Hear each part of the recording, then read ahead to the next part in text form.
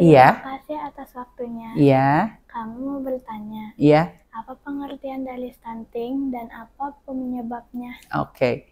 Jadi per definisi stunting itu kita membandingkan antara umur dengan berat badan dengan tinggi badan.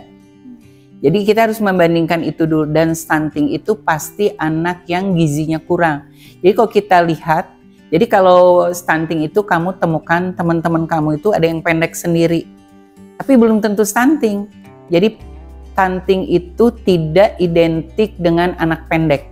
Walaupun stunting itu benar pendek, karena belum tentu anak pendek itu stunting. Jadi kalau per definisi kita lihat, ini dok, anak ini stunting nggak? Harus diukur. Berapa umurnya? Jadi kita harus tahu dia kapan lahir, karena umurnya harus umur yang tepat. Yang kedua, harus kita timbang berat badannya. Yang ketiga, harus kita ukur tinggi badannya. Makanya di sini ada nih, ada pengukur tinggi badan, ada pengukur berat badan. Nanti kita bandingkan umur normal 5 tahun, berat badannya berapa, tinggi badannya berapa. Jadi stunting itu tinggi badan yang lebih pendek dari umurnya. Jadi kalau orang Ciamis mah bilangnya teh tiklot ya, letik tapi udah kolot gitu. Anaknya kecil tapi sebenarnya umurnya udah gede. Kalau kamu tadi tanya penyebabnya kekurangan nutrisi berupa protein hewani di awal-awal kehidupan. Awal kehidupan teh kapan dok? Awal kehidupan itu adalah yang kita sebut dengan 1000 hari pertama. 1000 hari pertama itu artinya dari mulai dia ada di dalam kandungan ibunya, 9 bulan ditambah 2 tahun, itu kurang lebih 1000 hari. Jadi stunting itu disebabkan oleh nutrisi ibu yang kekurangan protein hewani.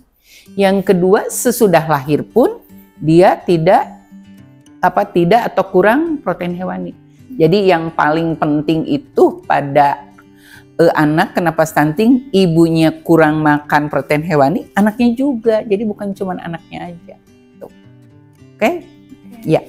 Ada lagi? Dokter, Ya. di sekolah kami juga dibiasakan minum kefir. Ya. Apakah kefir dapat mencegah stunting? Tadi udah dikatakan, stunting itu adalah kekurangan nutrisi protein hewani di 1000 hari pertama. Nah kan kalau sekolah itu sudah lewat tuh 1000 hari pertama. Jadi kalau stunting untuk anak sekolah tidak berpengaruh banyak. Tapi apakah kefir itu membantu pertumbuhan tubuh kita? Ya, karena kefir itu kan bahan bakunya susu. Terus susunya juga sudah difermentasi, jadi banyak probiotiknya. Jadi yang penting untuk anak sekolah dengan pemberian kefir itu nomor 1, masukan protein hewaninya meningkat. Jadi dia bisa mempercepat pertumbuhan linier. Pertumbuhan linier itu pertumbuhan ke atas ya. Kan ada pertumbuhan ke samping tuh menggendut ya. Tapi ada pertumbuhan linier. Dan yang keduanya, nilai lebih dari kefir itu dia sudah difermentasi. Jadi ada lebihan probiotiknya. Kan probiotik itu isinya bakteri baik yang sebenarnya ini sekarang jadi senjata rahasia nih, probiotik itu. Probiotik itu bakteri yang baik yang akan menstimulasi kebaikan untuk tubuh kita. Jadi kalau di dunia kedokteran itu ada istilah your gut, your second brain. Jadi gut itu adalah usus kita. Jadi usus kamu itu otak kedua kamu. Jadi kalau ususnya beres, nah salah satunya dengan pemberian kefir, otaknya juga beres. Gitu. Tapi kalau misalnya pertanyaannya, apakah kefir bisa membantu memperbaiki stunting? Iya, kalau diberikannya pada ibu hamil dan menyusui. Kalau pada anak sekolah enggak.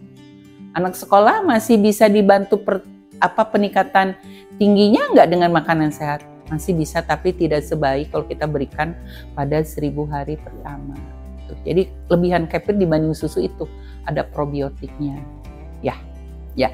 Sekarang yang mau nanya siapa? Aku. Oh iya, sok. Kamu mau nanya apa? Bu dokter, Ya. kalau ibu hamil boleh gak sih mengonsumsi kefir?